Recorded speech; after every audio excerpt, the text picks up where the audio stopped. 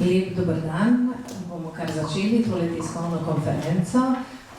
Danes imamo dva gosta, ki sta veliko klepetala že pred samo predstavitvijo, tako da se nam zagotovo obeta bogata in lepa in obilje besed, bi rekla, o dveh knjigah, ki jih predstavljamo danes. Prvo je zbirka esejev Med dvema bregovoma pisatelja, esejista Josipa Ostija. Knjiga je bila cvet zgodnje pomladi že, pa vendarle smo to zbirko predstavili najprej v Društvu slovenskih pisateljev skupaj z nekaterimi drugimi izdajami pisateljevih del iz leta 2018. Vendar, ker je to tako zelo dragocen pogled na tako slovensko poezijo kot slovensko prozo zadnjih desetletij, se mi je zdelo zelo pomembno, da še enkrat in ponovno delo izpostavimo na današnji tiskovni konferenci, ko se nam lahko pridružil tudi avtor. Torej, lepo pozdravljeni vsi gosti. In drugo delo, ki ga bomo danes predstavljali, je prevod romana Klavdija Magrisa Brazgotine. Roman je prevedla Veronika Brecelj, skrbno, zelo temeljito, izjemno dragoceno pa je bilo branje profesorice Nade Šumi, ki je danes z nami, da bo predvsem Magrisov pripovedni svet in pa tudi njegov jezik temeljiteje predstavila. Lepo pozdravljena, draga Nada. In kot veste, je to nekakšen uvod v jutrišnji dogodek, ko se nam bo ob 17. uri pridružil prav v tej dvorani tudi pisatelj Klavdijo Magris na pogovoru z Veroniko Brecelj. Zdaj pa podimo kar predstavitvi knjige Med dvema bregovoma. Naslov, ki že samo sebi govori, dovolj sporočilno o tem, da povezuje različne literarne pisave, različne literarne svetove, bregove, kot praviš ti, Josip. V tej knjigi je zbranih mislim, tam okrog 26 esejev, ki so nastajali v 3 desetletjih, od leta 1775-73 dalje. Zdi se vprašanje, zakaj seveda te eseje, ki so nastajali v branju novitet takratnih slovenskih pisateljev in pesnikov, pa tudi nekaterih pisateljev in pesnikov z področja nekdanje Jugoslavije, zakaj jih ponatiskovati. Ko vzamemo to knjigo v roke, dobimo odgovor na to. Namreč, zdi se, da je Ostijevo branje in pa spraševanje o knjigi, o posameznem literarnem delu tako nadčasno, tako izven nekega namena, zunaj tega namena, za katerega je nastajalo, tvoji eseji so nastajali za objave na radiju, v različnih revijah in podobno, da jih dejansko nisi, Josip, kaj dosti popravljal, drži, in vendarle ne odražajo samo nekega tistega trenutka, za katerega so bili napisani, ampak nam pokažejo sliko, ki je sam slovenski bralec o nekem avtorju pogosto ne vidi. Morda zato, ker je tako izrazito vpet v slovenski jezik, medtem ko Josip Osti, ki zna pogledati na to literarno delo še z drugega brega, z druge strani reke, bi rekli, tega reke jezika, časa, literarne besede, nam odstre izrazito nove, sveže, tako rekoč večne podobe. Kako ti to uspeva, Josip? Na kratko, prosim. Ja, nimam odgovora, kako, ampak vem, da je za mano, ker sem v teh letih, da so neke izkušnje, predvsem kot bralca in kljub tem kljub temu, da sem pesnik, prozaik in tako naprej, se predvsem imam za bralca. Od začetka, kajti prva moja prebrana knjiga po Pavesa na svetu, ki je polovica ilustracij, polovica besedila, je bila 1001 noč, in to v izdanju Beogradske prosvete v 8 debelih zvezkov. In lahko rečem, da sem kajti mama, ko mi je kupila starem 7 let, ker sem se 6 let naučil brati, je začela brati in je nehala, ker so bile malce tako dvomljive tiste scene, in sem potem bral vsak večer pred spanjem 3 leta in lahko rečem, da sem spal 3 leta Šeherzada. Oziroma, hočem reči, da zgodbe iz Šeherzade so me obeležile, imam se predvsem za zgodbara tudi kot pesnik. Moja vsaka pesem, celo haiku je zgodba, a tudi haikuje sem napisal več kot 1001 haiku. In te bralske izkušnje, kasneje bilo, ko je omenjeno radio, tu je bilo, da sem bral in pisal o knjigah več kot bi sicer, ker druge službe nisem imel.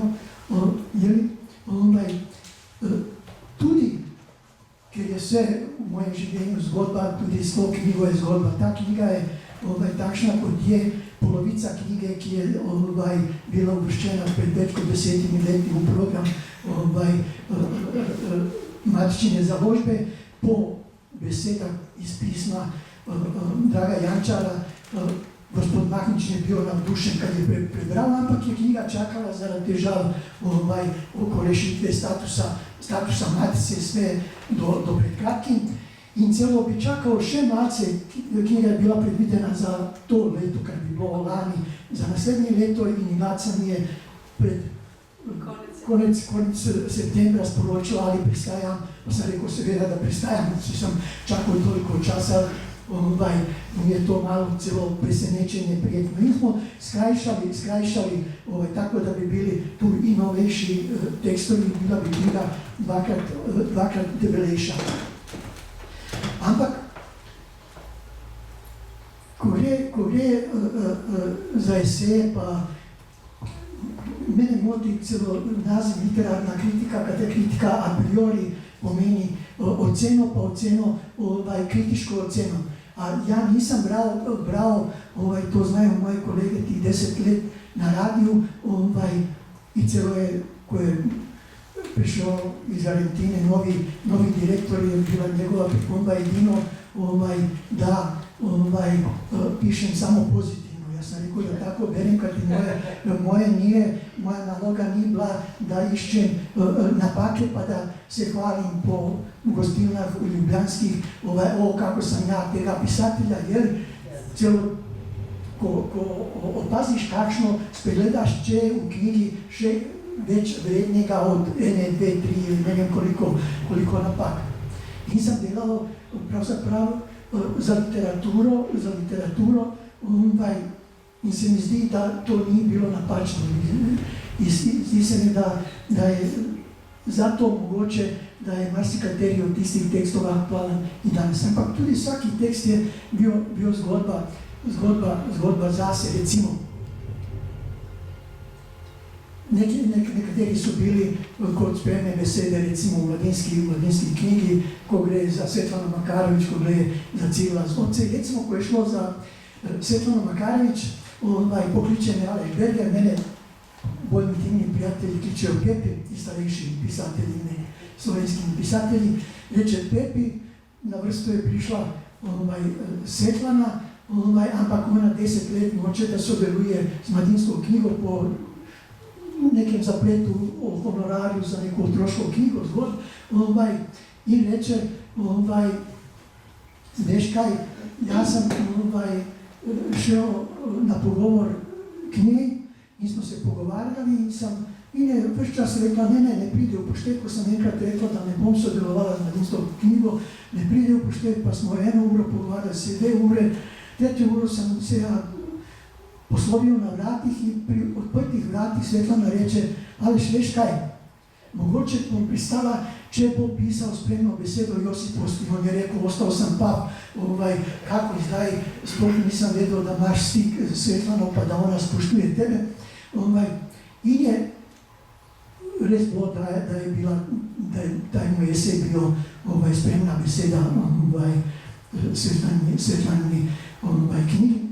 Kaj zgodilo se je celo, da jaz sem malce pozno objavil svojo prvo knjigo pesmi, mne so bile pesmi objavljene 5-6 let pred tem, ampak takrat sem se 10 let ukvarjal z atletiko. In sem rekel, če objavim knjigo, bodo rekli, boljši atlet od pesnika ali pesnik od atleta, in da ne bi bilo teh dilem. Sem knjigo objavil 71. leta, ko sem končal 10-letno ukvarjanje z atletiko, in takrat sem dobil v Trebinju na Trebinski večeri poezije nagrado za najboljši prvenac v Bosni in Hercegovini, a gošča je med drugimi pesniki iz Jugoslavije bila Svetlana, tako da je bila navzoča takrat. In smo bili v enim prijetnih, ona rada ima mačke, a sicer živali pa mačke, tako da je to neka povezava, sicer nimamo stalnih stikov, ampak se imamo se radi. Tako da so sve same zgodbe. Drugo, ta knjiga se začenja z 2 eseja o Srečku Kosodelu. Jaz sem prvič rojen v Sarajevu, sem mislil, da je življenje tako, da mi je dano, sem bil zadovoljen, celo ko je bilo vprašanje, da grem v atletski klub ali Zvezdo ali Partizan v Beogradu ali Mladost v Zagrebu, kjer sem hotel študirati zgodovino likovne umetnosti, ali študija v Sarajevu ni bilo, ampak sem se odločil študirati literaturo, pa potem filozofijo, da ne bi šel iz rojstnega mesta. Kajti pisal sem maturitetno nalogo, prvi v Jugoslaviji, kaj je prvič bila v izbiri, o Kafki. In Kafka ima najkrajšo zgodbo, ki se glasi, ni ti treba sedlati konja, ker ne veš, ali boš prišel do prve vasi. Kar pomeni, da je življenje kratko, kako gor gledali, in sem ja to vzel v zakup in tako sem si obnašal in bi dal vse, kar sem imel kot garant, da ne bom živel nikjer razen v Sarajevu. Zgodilo se, ko se ta presenečenja dogajajo v življenju, da sem z Barbaro trčila v Lipici, ampak ne na prvi Lipici, ampak na drugi, ker ravno prav, ko je bila prva Lipica, mi oče umrl. In sem odpovedal, na drugo sem prišel in sem midva trčila na Krasu, in mi je bilo, Kras mi je bilo všeč. In seveda, bilo je to malce zdaj, ali boš ti, kaj boš naredil, ali boš šel iz Sarajeva, ali ne boš šel. In moram reči, da je usodna bila Nada Šumi, kar je Barbara je vprašala Nada, ne vem, kaj ne naredim, z Josipom sem trčila 2 otroka, ne vem kaj. Nada je rekla, če misliš, da gre za ljubezen, nič drugo te ni briga, in zdaj prvič rečem pred Nado, tako da sem jo hvaležen, ampak, ker sem se ukvarjal s Srečkotom, jaz nimam smisla za jezike in na koncu ne zazumejo, mislil sem na tisto, kar, če pa taj moj jezik nekdanji ne obstaja več. Srbohrvaški jezik ne obstaja več, tudi nominalno. Študiral sem to in jugoslovanske literature, tudi to ne obstaja več, tako da marsikaj ne obstaja. A da bom pisal enkrat v drugem jeziku, to je bilo daleč od, ampak se je zgodilo, da sem ampak učil sem se sam.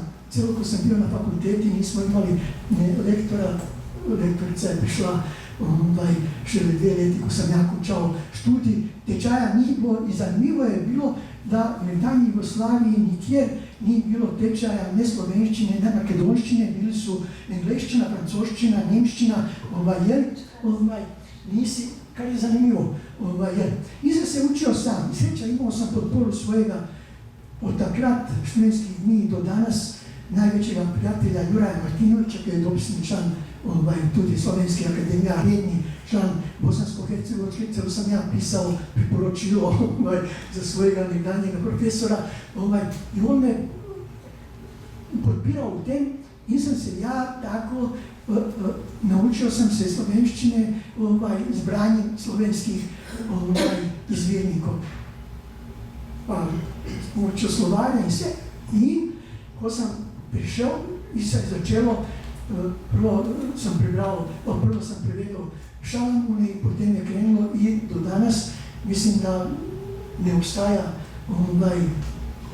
ne v nekdanji Jugoslaviji na svetu prevajalec, ki je prevedel več kot 110 slovenskih knjig slovenskih avtorjev. Zdaj rečem 120, ker sem zadnja leta prevajam tudi vlastne knjige napisane v slovenščini, v svojo materinščino, kar je malce. Kad se mi se sami čudeži se mi dogajajo. In ker je vedno Barbara kot tajnica društva morala ostati po končani dilenici, jeli v soboto podaritelj in veselica v jame pa pred jamo in potem zjutraj gremo na razen in vedno smo počakali, da ona opravi, da se poslovi, čeprav sam ja rekel, greš v sobo, da to ni ostal s takšno ljubico, pa 7 dni na stroške društva, pa tako naprej, ampak ne, dogajalo se, da tujci z Ronke telefonirajo, da je potni list ostal na omarici v hotelu, pa takšne dan. In vedno smo potem šli na kosilo v kakšno kraško gostilno in takrat smo šli prav na vhodu v Tomaj na tistem ovinku. Bio je Grafenauer, Jančar, Šalamun, Boris Novak, Ludwig Hartinger, to je bilo tistega leta, ko je Hartinger pal v tisto luknjo pred hotelom. In sem rekel, veste kaj, najrajše bi imao hišo sredi Tomaja in čez leto dni se to uresničilo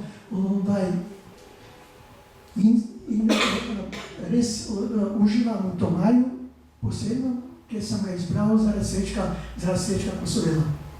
In sem vesel, da so na začetku te knjige ta 2 eseja in moram reči, do zdaj sem omenil Šalamuna, sem prevedel 10 knjig, Srečka Kosovela 8. In sem ga posejal in Tomaža integralci so išli, najprej so išle pesmi v prozi v Banja Luki. Kad sem videl, da se noben prevajalec ne ukvarja s pesmimi v prozi, a meni se to zdelo zanimivo. Potem integrali v Sarajevu 93. In potem je šlo, da je v Črni Gori išel izbor, da je išel, ne vem še, kje je izbor, da so išli integrali v mojem prevodu pred kratkim, pred 2 letoma v Beogradu in prejšnji teden, konec tedna so išli v Zagrebu lepa knjiga in sem zelo vesel toga. Tako da je nekako i to ozračje samega Tomaja, mogoče ne bi se s tem ukvarjalo. Drugič, celo sem naredil to, da sem v slovenščini naredil en izbor z naslovom Vse je pesem in z enim daljšom spremno besedo, ki je bila namenjena samo mojim tomajskim vaščanom in so dobili 124 številk, čeprav je v kakšni številki 2 hiške ali 3 hiške, vsi so dobili po knjigico in so bili presenečeni, ampak jim je raznesel poštar, ker sem rekel, če ja potrkam pa nosim v naročju knjige, bodo zaprli mi vrata kot vsakem tistemu, ko predaja ne vem kaj vse, a ponudil se ta poštar in potem so začeli prinašati po steklenicu terana, po ne vem 6-10 jajc in sem rekel, nehajte, kaj bom s tolikimi jajci, v življenju imam občasno občutek, da nimam dovolj jajc, naenkrat bom imel preveč. Tako da sve ima svojo neko zgodbo, ampak ko gre za Srečka Kosovela, jaz sem vesel, da je Jamnikarjeva zdaj v tisti knjigi v angleščini, ki ni še prevedena, da se ukvarjala z odnosom Tagore in Kosovel, kar so spregledali marsikdo. Jaz sem še pred 30 leti, čeprav v tekstih Srečka Kosovela najpogosteje omenjani avtor je Tagore. Kajti njegov prijatelj je tretjino ene knjige Tagoreve objavil, kar je Srečko mislil, da je to mogoče, čeprav tamo gre za tiste kaste, da je to mogoče neka rešitev slovenskega nacionalnega vprašanja. Drugič, Srečko ima eno pesem v integralih v Zeleni Indiji, kjer domuje Tagore. In drugič, pogosto ga citira, tako da on ni skrival tega, ampak so spregledali. Drugič, danes, koliko imam vpogleda, najbolj aktualen na svetu avtor, oziroma že leta in leta, Srečko Kosovel. Ko odprete televizor ob 7, na začetku vidite ladje, Tagoreva, tista daljša pesem Tragedija na oceanu. Ko vidite, kako gleda Društvo narodov, kaj dela, on ima tisto kritično pesem o Društvu narodov. Tako da je bolj aktualen kot marsikateri mlajši pesnik, a to dimenzijo Tagoreja, ki je mogoče najbolj opazna v pesmi v prozi, zato sem se odločil takrat, da je prva, kajti to je zanimivo.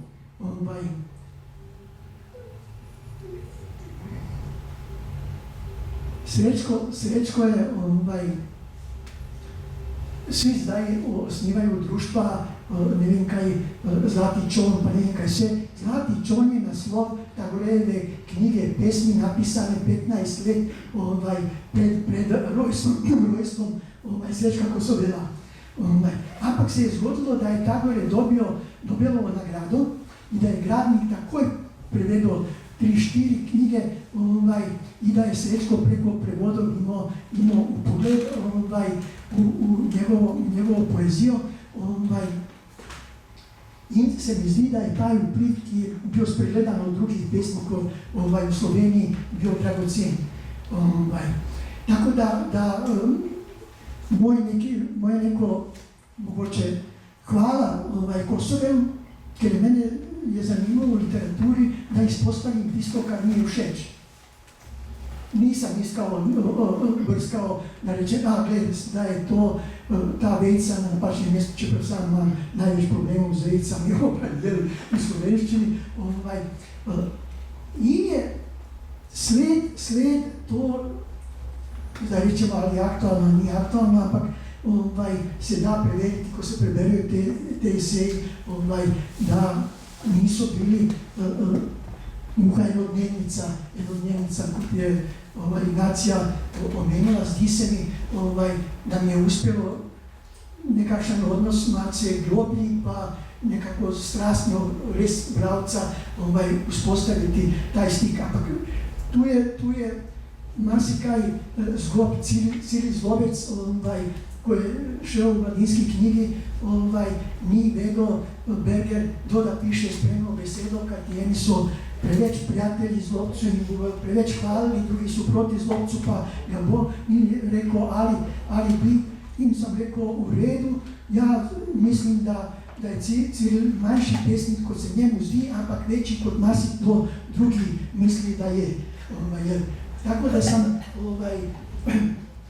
se lotil tega, seveda izbor naj bi delali skupaj, pa je izbor naredil Čiro sam, kad spoštuješ, da avtor, kad to ima najrajše, da avtor stoji za izborom. Jaz sem rabil sem več časa, seveda treba prebrati sve, kad ja tak berem i njegovu prozu i njegove eseje i publicistiku, da imaš u pogled širši, jer in vsako jutro ob 9:15 je poklical Čiro iz akademije Aleša, ali je Josip prinesel spremno besedo.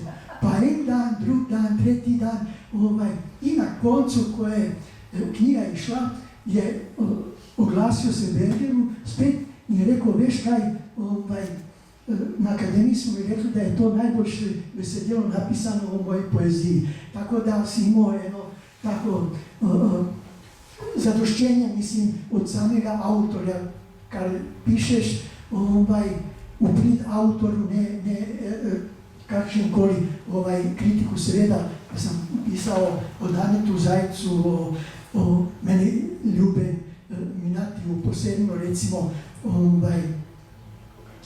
Veno Taufer, Grafenauer, Boris Novak. In te knjigi sem dodal tudi nekaj esejev pesnikov iz drugih republik, takratne Jugoslavije. Ko gre za poezijo, Nikola Šop, Vasko Popa, Ize Sarajlič, moj sarajevski starejši kolege, prijatelj, Veselko Koroman, tudi Abdullah Sidar, moja generacija sarajevskih pesnikov. Gre za prozo od Prežihova Voranca, Jožeta Udoviča, Vojseta Kovačiča, Vuge, Frisarja in Jančarja, potem Krleže in to, kar me je zanimalo, tudi slikarstvo,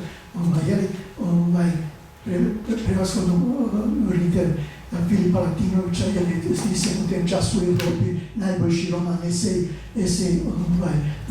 Ranko Marinković, Hrvat iz Bosne, Vitomir Lukić, Danilo Kišma, dva prijatelja, dobra Danilo Kiš, Mirko Kovač.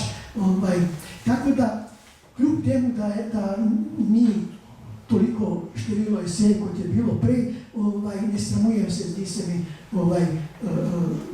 te knjige in sem vesel, da je ostala sled, kajti ko objaviš na radiju sam ne poslušam pogosto, razen ko je bila vojna, takrat je 24 ur bilo, čeprav se je znalo po 3 ure, da se ne spremeni jedna beseda, ampak ti poslušaš in mislim, da nisem 90% svojih besedil na radiju slišal, ampak ostane pisana beseda, mislim. Drugič, iz tistega dela na radiju, ko sem ja na koncu, po 10 letih sodelovanja z literarnim uredništvom, sprintal, to bilo je več kot 2500 strani besedil. In to so zdaj že nekaj knjig. Bila je knjiga, kar je bilo malce spregledano, kad avtorice jamrajo, da se ne piše o njih, a ne loti se nobena, da piše o drugi avtorici. A jaz sem objavil tek pod Marico, to je takšna debela knjiga, samo o pesnicah in pisateljicah slovenskih. Drugo sem napisal eno knjigo Življenje s knjigami, kajti jaz sem bil obsojen, kot rečeno, od mladosti na knjige, ki je išla pri založbi Pivec. Tako da so te sledi tega dela na radiju ostale. In sem vesel drugič, ta knjiga nosi letnico 2018. Jaz sem z letnico 2018 imel objavljeni kljub težavah zdravljenjem pa vse te težave, ki sem jih imel zadnjih 5 let, mi je ratalo, išlo mi je 15 knjig. 5 v Sloveniji in 10 v 8 drugih držav, kar se mi ni zgodilo in verjetno mi se nikoli več ne bo zgodilo. Mislim, da v tem letu bo 3-4, mislim, posod je že išel, pa bo en roman pri založbi Pivec, pa še mogoče kakšna knjigica. Tako da je tega bilo res ogromno in zadnja leta pišem prozu in ko sem s tem, da so malce osupnjeni, ko začnejo pisati o mojih knjigah, kajti to so pravzaprav mozaiki, kajti ja uporabljam vse od eseja do intervjuja, do marsičega poezije, proze v teh proznih knjigah, do neposrednih, ko bi bila neka intimna memoaristika ali kakorkoli. Tako da so malce osupnjeni, ampak ja malce ustrajam nad tem, tako da to mozaično strukturo imam rad. Iskrena hvala Josipu Vosklu za to živo, živahno in živeto branje njegove knjige in slovenske proze in poezije. Vse troje smo lahko ugotovili iz tega, da je res Josip Voskl poln zgodb, kakor pravi samo sebi in kot je rekel na začetku, da ves čas gradi mostove, kot je pokazal na primeru Kosovela in Tagoreja, ne samo med avtorji in literaturami na področju nekdanje Jugoslavije, pač pa tudi med slovensko in svetovno književnostjo v teh primerjavah. Prav tako, morda, ker Josip sam ni omenil, gradi še nek pomemben most. Tu je tudi esej Kosovo petje v magiji življenja, s katerim nekako umešča med etablirane, uveljavljene, nam vsem znane avtorje, ki so ustvarjali v povojnem času Rafa Naurja, Makarovičevo in Minatija, Zlobca in ostale, umeščali na zelo subtilen način tudi poezijo migracije Vladimirja Kosa in morda je ta esej napisan še prav posebej. To moramo omeniti, da je po nekem naključju neka sorodnica Vladimira Kosa naletela na to moje besedilo in ko mu je poslala, da je bil navdušen, da je bil presenečen, da nekdo v Sloveniji o njem piše, ker živi na Japonskem, je šlo mimo tistih, ki so pisali tako da sem vesel takšnih nekih zgodb, da si ne, da pišeš o prijatelju, ki jo poznaš, kar ti sam z veseljem pisal, recimo o moj najdlje časa prijatelj med slovenskim pisateljem bil Dane Zajc. Zdaj so že tisti, ki so mlajši, zdaj najbližjimi, Boris recimo Ano Lak, ki je takrat bil zelo mlad. Tako da se mi je, kajti moj pot je pomeni bil od bralca do pisatelja, prevajalca pa nazaj, čeprav se vrti v nekem nenavadnem krogu, da bom, ko sem omenil, prevajal samega sebe, to mi ni padlo na misel. Zdaj je išlo pred koncem lanskega leta, pred zrcalom roman, ki je šel pri založbi Pivec, tako da in si potem in sem bil mogoče v nekdanji Jugoslaviji največ antologij, ker ti niso vedeli, kje da me uvrščajo, celo so me uvrstili v eno srbsko antologijo, ki je išla v reviji Poezija Poljski, odlični reviji, kjer sem objavljal toliko v Beogradu, da so mislili, da sem srpski pesnjak. To, da sem bil v hrvaških nekaj antologijah, ampak potem, ko je prišla vojna, pa se je razcepila Bosna in Hercegovina na 3 narode, 3 literature, meni ni bilo mesta. Mene imajo radi eni, drugi, tretji, seveda tretji, ki so streljali, oblegali Sarajevo, pa streljali na mojo mamo in mojega mlačka Stijanskega Širaza v Sarajevu. Manj prijatelji, a med njima so bili moji vrstniki, pesniki od Radovana Karadžića do drugih. Niso vedeli, kam da me umestijo v nacionalno literaturo in naenkrat Josip Voskl rata po Viljenici ti objavijo knjigo. In to je bila knjiga moja Salmonov pečat. Običajno se objavlja izbor. Jaz sem rekel, ne vem, kdaj bom imel priložnost objaviti novo knjigo in sem malce se potrudil, napisal to knjigo.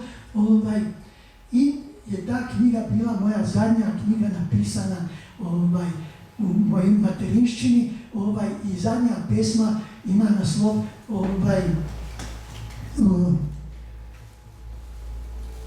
ali sem ostal brez jezika. Sploh nisem vedel, da bom potem nekaj let začel pisati v slovenščini. In zdaj moram tudi to anekdoto. Potem, ko smo kupili hiško, ja, bilo več v tej hiški, Barbara občasno med ponedeljkom in petkom, ko je šla v društvo v službo, in en petek pride in reče, kaj si delal, ja dam en šop papirjev, ona prebere in reče, Josip, veš kaj, ne verjamem, da si to napisal v slovenščini. In to so bile 2/3 knjige Kraški narcis, ki je potem bila moj drugi pesniški prvenac, a ni veliko pesnikov, ki imajo 2 prvenca. Hvala.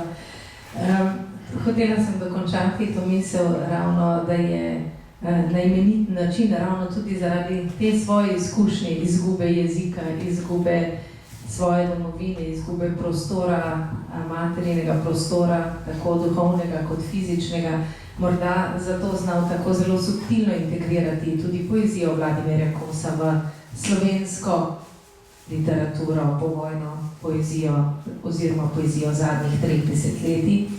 In še tretje, kar bi lahko potegnili iz tega tvojega današnjega izvajanja, je seveda, da potrebujemo še kakšen večer, ki bo posvečen prav tvojemu razmisleku o poeziji in prozi in pogovoru s tabo. Tako da in jezik in izkušnji jeziki. No, obljubim še kakšnega. In seveda gradi pa tudi, pravkar je zgradil na tej literarni naši konferenci, tudi most do Nade Šumi, kot smo lahko slišali, kaj ne. In zdaj bom prosila Nado Šumi, da predstavi brazgotine Klaudija Magrisa. Klaudijo Magris, seveda to ni, kot vsi veste, prvo delo, ki je bilo prevedeno pri Slovenski matici. Doslej je Slovenska matica izdala že kar nekaj prevodov, in sicer Alfabete leta 2012, to so njegovi eseji v literaturi, Mikrokozmose, pripovedi v letu 2003, roman Na slepo, ki je šel leta 2009, in kratke pripovedi, Saj razumete, to je kratka pripoved iz leta 2008. Tudi roman Brazgotine je kar nekaj časa bil v programu Slovenske matice, seveda je Josip Osti glede tega čakanja, ki ga je omenil, rekorder. Predvsem zaradi tega, ker je roman izredno zahtevno prevajalsko delo. Opravila ga je Veronika Brecelj. V originalu ima nekoliko drugačen naslov, non logo procedere, torej vi lahko ustavite postopek ali konec preiskave ali kakorkoli prevedeli, in smo kar nekaj časa razmišljali o tem, kako roman nasloviti.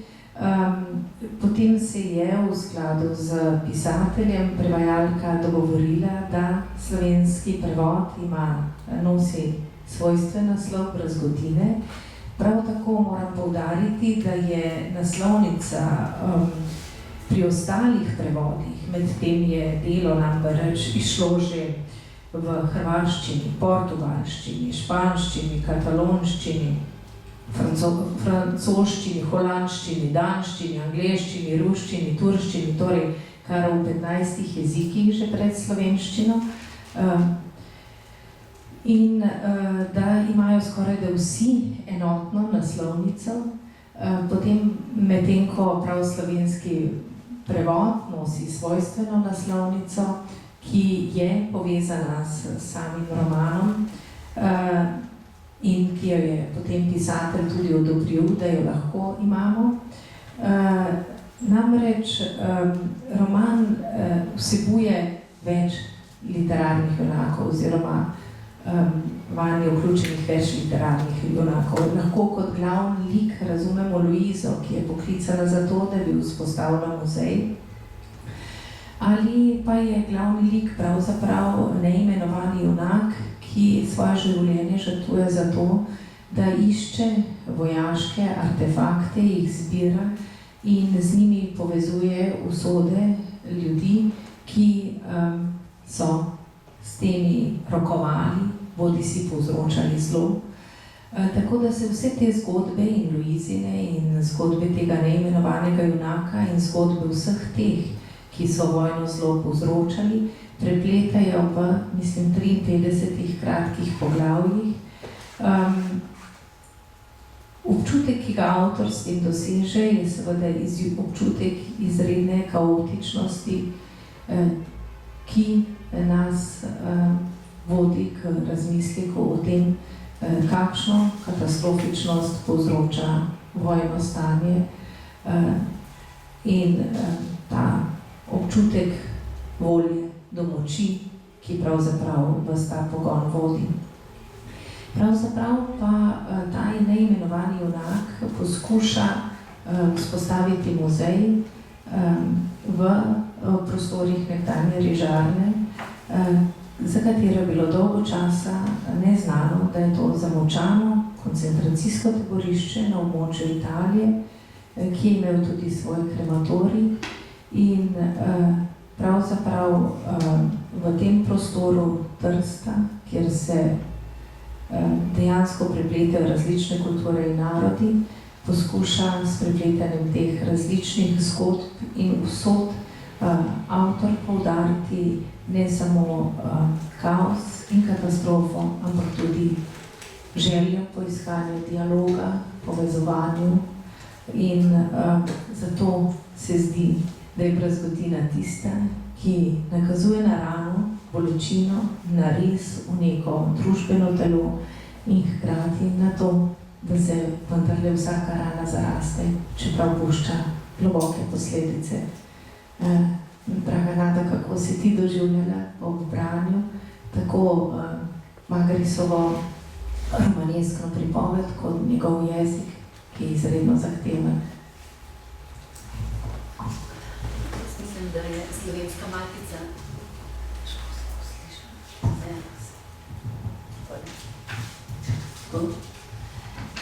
pravzaprav zelo srečna, da je imela pred dr. Ignacija Fridl, glavnega urednika Draga Jančarja, ki je toliko svoje pozornosti posvetil Claudio Magrisu.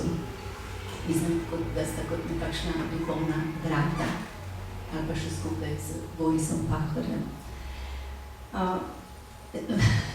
Ti si rekla sicer, da je glavna junakinja tukaj Luiza, tudi v strukturi romana je tako, ampak vendarle je glavna inspiracija tega romana pač resnična osebnost, kot avtor v koncu pove, Diego de Henriquez, kasneje Enriquez po italijančano, ki je obsesivno zbiral vse te artefakte in gradivo za vojni muzej, ki ga je imenoval, kako ga je imenoval,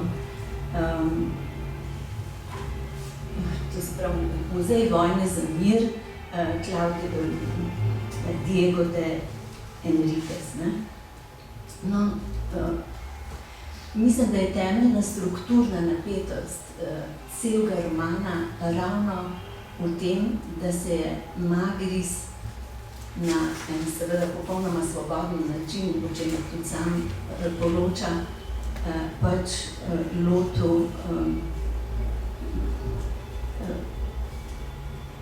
tega projekta in to dela ves čas tako, da pravzaprav je na nek način Enriquez, oziroma Henriquez, alter ego pisateljev. Jaz ga pač občutim zaradi tega, ker vsa ta pričevanja, ki so tukaj, enostavno so pravzaprav tudi tista pričevanja o življenju. On reče v nekem drugem morju, reče,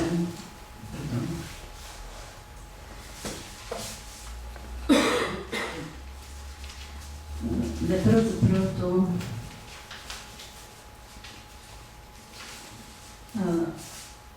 to, da to delo nastaja ker on ljubi realnost, občuti enotnost življenja in občuti sorodnost z raznimi ljudstvi, civilizacijami, šegami in navadami, ki so različne, a le kolikor so različni obrazi obče človeškega. In zaradi tega je ta njegov, to se pravi, kot si rekla, teh zgodb je zelo veliko. Vojne, to, kar Magris počne, to je programsko, da se sklicuje na velike svetovne pisatelje, ko reče, da pač se izbere nekega tega junaka, pa potem se pravzaprav z njim tako poistoveti, da pravzaprav na ta način pripoveduje tudi o tem, kako se pisatelj bliža resnici življenja. Ker ves čas mu pravzaprav gre za resnico. V vseh teh zgodbah se pa pokaže, da pravzaprav se ta resnica nekako izmika. Recimo, da noter je je ena zgodba o Otu Šimiku, o nekem avstrijskem, ki se je branil na njegovi vojakov, ki na njegovem grobu piše. Oto Šimek se je branil streljati na poljsko civilno prebivalstvo in zato ga je Wehrmacht usmrtila. Spominska plošča z zlatimi črkami na pokopališkem vhodu v Mahovi na Poljskem. Grob leži v rdečem poletju v cvetočih begonih, obdajajo ga bele bereze, prijazna in sloka, častna straža med nagrobniki in križi. Vojna in mir, večni mir zaradi vojne. Lepo pokopališče, lepo urejeno, kot muzej. In potem, ko se čez nekaj časa raziskave pokažejo, kdo je to pravzaprav bil, avtor pravzaprav to zgodbo relativizira z zapisom: ni hudo, če te napadajo za to, kar si naredil. Človeka boli, če ga hvalijo za nekaj, česar ni naredil, ali če ga hvalijo za nekaj, medtem ko je naredil že nekaj čisto nasprotnega. Kakorkoli že, našli so neko puško, našli so pač sledove, da so bile stvari popolnoma drugačne, ampak v legendo je šlo to. In takih zgodovinskih, ali kako bi rekla, potvorb, ali kako, še sam muzej je pravzaprav nek konstrukt zgodovine. Literatura je tudi konstrukt življenja, ampak nič drugega človeku pravzaprav ne ostane, kot samo beseda, da z njo nekaj pač konstruira ali pa ustvari neko življenje. Moram reči, da ravno ta osrednja obsesivnost tega junaka, ki ga ona hoče predstaviti, oziroma njegovo gradivo, njegovo delo, pa tudi njega v tem muzeju, je pravzaprav omogoča, da pravzaprav postane ta zgodba neizmerno živa, da to besedno ves čas pluska iz nje tako živo življenje, da ko na primer prebirate kakšne grozne reči, kakšne take neprijetne detajle, da pravzaprav to pravzaprav zelo težko obratno, moram reči. Mene je to osebno prav zmučilo, tako je to živa, kolikor je pa seveda potem na drugi strani tudi eno ogromno lirizma, pravzaprav v njegovi pisavi, čeprav je on romanopisec, nekak osnovna intonacija je vendarle nek ljubeč, liričen ton in odnos do življenja. Zato so tudi ta poglavja pravzaprav kratka, skrčena, lahko tudi jih vzameš kot neke verzije v prozi. Torej, kako on potem, ta vojna, ki je tukaj predstavljena, potem še s temi zgodbami, z Luizino zgodbo, z njegovo babico, z prababico, ko pravzaprav seže, ko ta vojna ne ostane samo tukaj na tem tržaškem ozemlju, pa na Slovenskem, ker nam je blizu in nam prinese ogromno podatkov, ampak je pravzaprav razširjena na Mehiko, Puerto Rico, v Afriko, ne, skratka se razleze na vse jezike, na vse svetove, da je pravzaprav doživiš kot en tak panoptikum skozi to pripoved, ne. Hkrati pa pri tem srečanju civilizacij, kultur, ki jih pravzaprav v vseh delih najdemo to, ne, njegovih.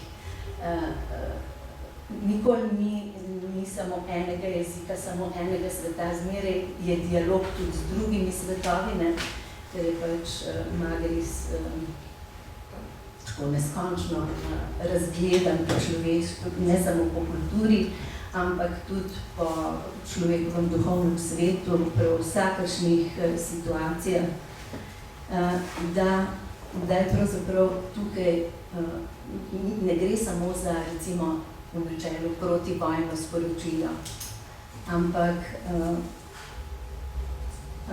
gre tudi za, se pravi, ali pa za poročanje o vojni, ampak gre bolj zaprav v tem svetu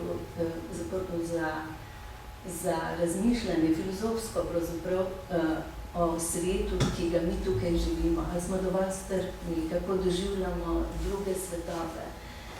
In moram reči, da se meni osebno je najbolj ganila ta zveza z mamo te glavne junakinje Luize, ki pripravlja ta muzej s afroameriškim vojakom, kjer so na tak liričen način opisana ta, kako trčijo pravzaprav eno prvinsko življenje, nedolžno, čisto, kako nenadoma začutiš, da gre tudi za trg tega prvinskega življenja. Ni važno, da je zdaj pač ravno iz Amerike, ne, čeprav mislim iz afriške, ne, čeprav je lepo se opisan tisti bel nasmeh in žareče oči na črnem obrazu in potem tisto življenje, ki ga prinese v njuno družino, oziroma v njeno življenje, v življenje njene mame in v življenje Luize, ta moški, ta Afričan, ne, ampak nekako doživimo tudi srečanje ene utrujene civilizacije, preobilja in od tega potem vse te vojne, ker je že vsega preveč, necenjena tistega prvinskega in pa potem tega, kako življenje je pravzaprav mišljeno, kako hoče se razcvetati, ne. In v teh kontrastih je to čudovito prikazano. No in dr. Veronika Brecelj, ki je prevedla že pravzaprav vsa ta dela, ki so pri Matici šla. Ne, mislim, da je Brake. Na slepo je prevedla Veronika Brecelj alfabete. Tudi, mislim, da kar, ja. Tako da je ona že zelo, kako bi rekla, blizu temu. Bratina je prevajal za Donavo, Veronika Simoniti pa prevedla Drugo morje, moram biti briljantno.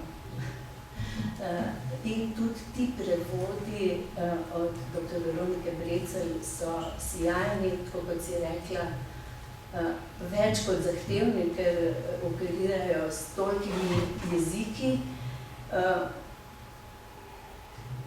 Pač pravim, da prav zato, da bi nekako tukaj ne bila neka zgodba locirana na neke določene ljudi, ampak je se pravzaprav ravno zaradi tega pomika skozi prostore in čase. In to je tisto, kar je pri Magrisu zmeraj po mojem tako več kot očarljivo. Mislim, te pelje ven iz tega vsakdanjega, ne. No, samo to. to, o čemer on reče.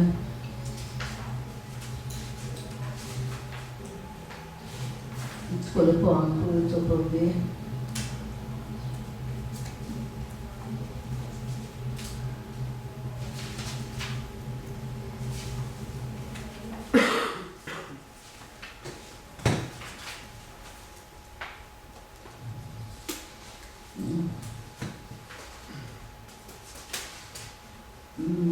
Ne hočem povedati to, kako... No, recimo o tem raznem tako. Dovolj je majhna gruča otrok, ki se glede na letni čas odmetava s snežnimi ali peščenimi kepami, da se razblinijo vse tiste zgodbe o barvi kože, se razblinijo cele knjižnice sovraštva, plemenitega apostolstva, pedantnih razprav, grafikonov, zmerjenje vsega lobanja in čeljusti. Mnogo pa za nič, da neurološka metafizika, a zaradi vseh diskusij o barvi kože je mnogi ne vnesejo cele, ampak jo skupijo na najstrašnejši način. No, o italijanščini pa on reče, sicer v neki drugi knjigi, ne tukaj,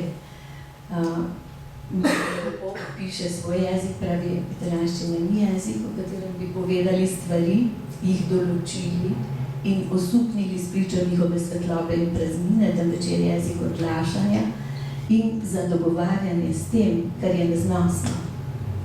Dober za zastranitve in zato, da z nenehnim klepetanjem nekoliko zbega usodo.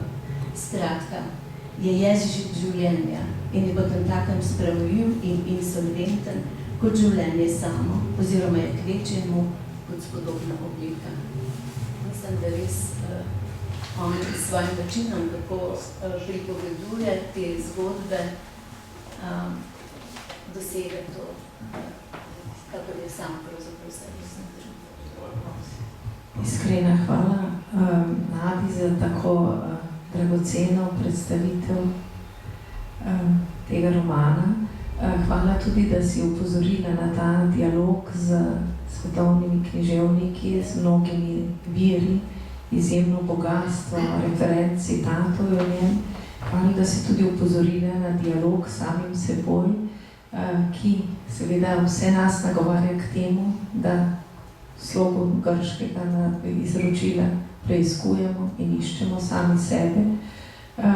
Ta dialog je posebej izrazit ravno v tem, kot sem omenila jaz, da je romaneskni junak neimenovan dejansko, skozi roman je on in šele v avtorjevi opombi, sklepni opombi, ki je kot nekakšen postskriptu, je razkrito na koncu njegovo ime.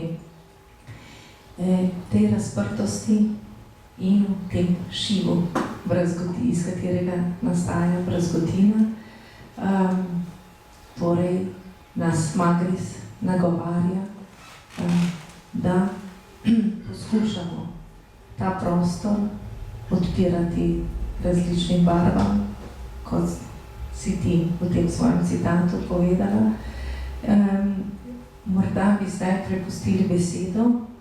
Si želel ti še nekaj dodati? Ja, hotel sem reči, da sem razen tiste nove knjige prebral vse prevedene Magrisove knjige in mi je zelo blizu in zelo drag, predvsem, ker se ukvarja predvsem človeškimi usodami. In to mi je veselje, bom prebral tudi to novo knjigo. Drugič, celo sva obsojena in na drugega, kad smo na tistem seznamu dobitnikov nagrade Vilenica, ki se podeljuje samo neslovenskim avtorjem. In da so vedeli tisti, ki so meni podelili še leta 2004, bi to predstavili, pa ne bi dobil kot slovenski avtor.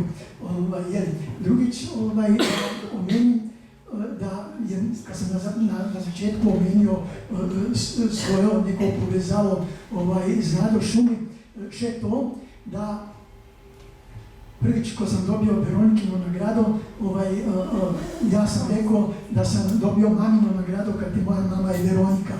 To je eno.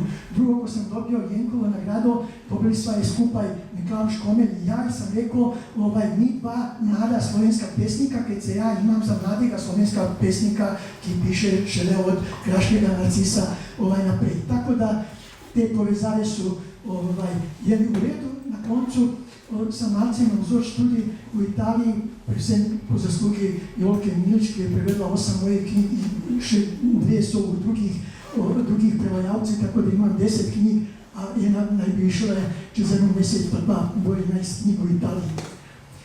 Če pa ne znam italijansko, a moj primek je italijanski, tako da je Ostrija, čeprav je oče Slovenci bil. Hvala. Morda kakšno vprašanje, če ne pa, prosim, ali kar dam tudi navodila za jutrišnji dogodek. Začel se bo točno ob 17. uri, zaradi tega, kar slišimo pravkar tudi na Kongresnem trgu, ker se tu žal v teh mesecih oziroma dneh pred zaključkom šole vrsti dogodek za dogodkom, tako da smo komajda izprosili 1 in 15 minut tišine v času Magrisovega obiska na Slovenski matici. Dogodek bo trajal nekje od 17. do 18.15 ure, potem pa seveda bo odprta še diskusija za poslušalce. Prosim, če prijete predčasno, vsi tisti mediji, ki želite še kakorkoli se dogovoriti za intervjuje. Upravil bo en sam intervju pred samo prireditvijo, ta termin je že rezerviran. Po prireditvi naj bi podpisoval tudi knjige tistim, ki bi to želeli, in še kakšen krajši intervju je možen. To je, kar zadeva čisto jutrišnji protokol, vsekakor pa seveda toplo vabljeni, da o knjigi že danes spregovorite v svojih medijih in predvsem, da se dostojno posvetimo tudi v slovenskim novinarji, da se dostojno posvetijo 80-letnici tako uglednega avtorja in predvsem tako imenitnemu romanu. Izvolite, če so še kakšno vprašanje.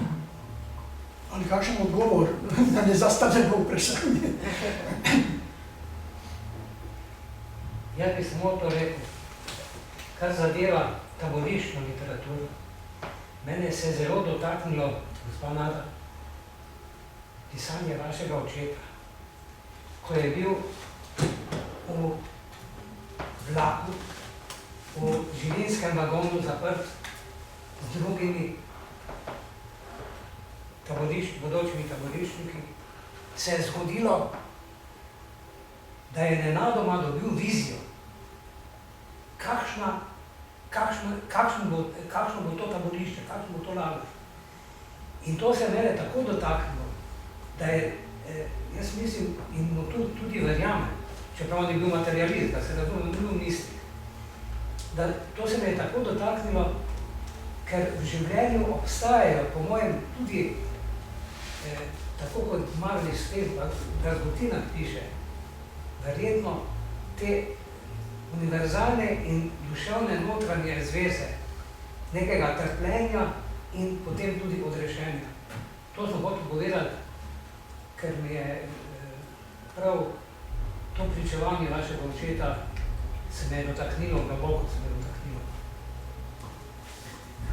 Hvala Vladimiru Kajšku za to pripombo ali pa nekako izkustvo, ki ga je delil z nami. Morda bi ob tem, ko ste omenili taboriščno literaturo, omenila, da za Slovensko matico Matevž Kos tudi pripravlja knjigo, ki bo predvidoma išla v letu 2020 o slovenski literaturi, ki se ukvarja prav z vojno tematiko. Mogoče vprašam, če veste, jaz sem nedavno brala Tržaškega prijatelja Melinčiča, kjer opisuje ravno tega igralca, Rode in tako naprej, pa da so ga ubili, a gre za isto osebo? Ja, se isto osebo. Ja.